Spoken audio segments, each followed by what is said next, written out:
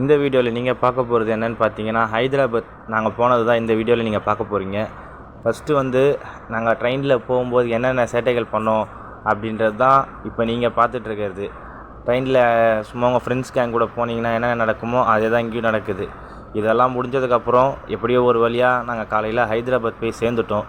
ஹைதராபாத் போய் சேர்ந்ததுக்கப்புறம் எங்கள் ரூமுக்கு போயிட்டு நாங்கள் ஃப்ரெஷ்லாம் ஆகிட்டு எல்லாருமே ரிஃப்ரெஷ் ஆகிட்டு வந்ததுக்கப்புறம் ஃபஸ்ட்டு நாங்கள் போன இடம் அதை பார்த்தீங்கன்னா கோல்கொண்டா ஃபோர்ட்.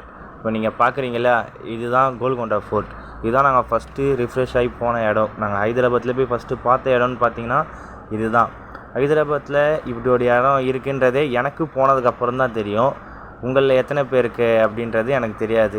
இந்த இடம் வந்து நாங்கள் வெயிலில் போனதுனால எங்களால் நிறையா சுற்றி பார்க்க முடியல, நடக்க முடியல. இதில் வந்து அந்த ஃபோர்ட்டை ஏறுற மாதிரி தான் இருக்கும். அதனால் அந்த வெயில் இல்லை அப்படின்றதுனால நம்மளுக்கு ஏறுறது ஈஸியாக இருக்கும். அந்த வெயிலில் ஏறுறது தான் கஷ்டம். இதெல்லாம் வந்து கீழே தான். இப்போ நீங்கள் பார்க்குறது தான் அந்த ஃபோர்ட்டு. மேலே ஏறினதுக்கப்புறம் நம்மளுக்கு கிடைக்கிற அந்த வியூ தான் இது எல்லாமே. இது வந்து அந்த ட்ரைனிங் கிடைக்கிற இடம். இது மேலே அந்த ஃபோர்ட்டில் நாங்கள் கூட ஆள் கம்மியாக தான் இருப்பாங்கன்னு நினச்சோம். ஆனால் உண்மையாக சொல்லலாம் நிறைய பேர் இருந்தாங்க டூரிஸ்ட்டு. நான் சம்மர் டைம் அப்படின்றதுனால வெயிலில் யாரும் இருக்க மாட்டாங்க. அதுதான் ஹைதராபாத் தானே, யார் எங்கே இருப்பாங்க அப்படின்னு நினச்சேன். ஆனால் உண்மையாக சொல்லணும் நிறைய பேர் இருந்தாங்க. தெரியாதனமாக நான் போன ஒரே ஒரு விஷயம்னு பார்த்தீங்கன்னா இது தான். இது எதுக்கு போனேன், ஏன் போனேன் அப்படின்றது இது போயிட்டு வந்ததுக்கப்புறம் தான் எனக்கே தோணுச்சு. நல்ல வேலை இதை நான் சாப்பிட்றதுக்கு முன்னாடி போயிட்டேன். சாப்பிட்றதுக்கு அப்புறம் போயிருந்தேன்னு வச்சுங்களேன், என்னோடய நிலைமையை நீங்களே கொஞ்சம் யோசிச்சு பாருங்கள். சாப்பிட்டது எல்லாமே அப்படியே வெளியே தான் வந்திருக்கணும்.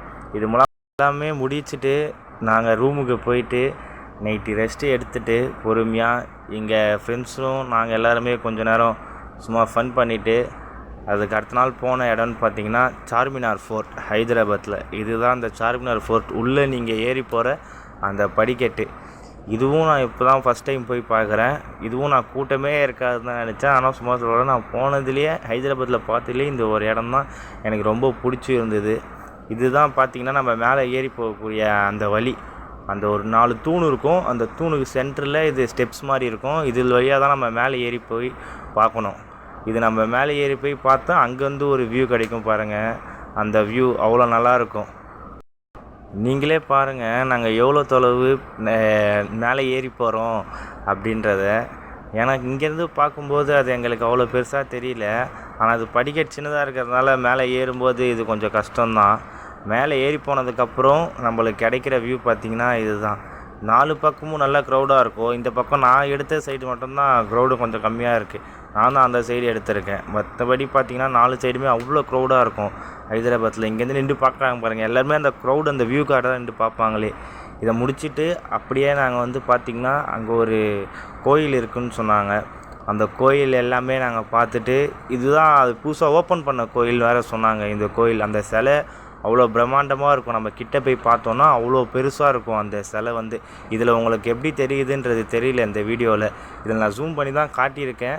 இருந்தாலும் நம்ம அந்த நேரில் பார்க்குற அந்த ஒரு ஃபீல் வந்து கேமராவில் பார்த்தீங்கன்னா உங்களுக்கு கிடைக்காது அது. ஏன்னா அந்த சிலை அவ்வளோ பெருசாக இருக்கும். அதெல்லாமே பார்த்து முடிச்சுட்டு நாங்கள் ஹைதராபாத்துக்கு அப்படியே அங்கேருந்து ஒரு பாய் சொல்லிவிட்டு ரிட்டர்னு கிளம்பி நம்ம ஊர் சென்னைக்கே அங்கேருந்து ரிட்டன் நம்ம கிளம்பியாச்சு. இதோட இந்த ஹைதராபாத்தில் நம்ம எதெல்லாம் சுற்றி பார்க்கலாம் அப்படின்ற டீட்டெயில்ஸ் உங்களுக்கு கிடைச்சிருக்கும்னு நினைக்கிறேன். தேங்க்யூ.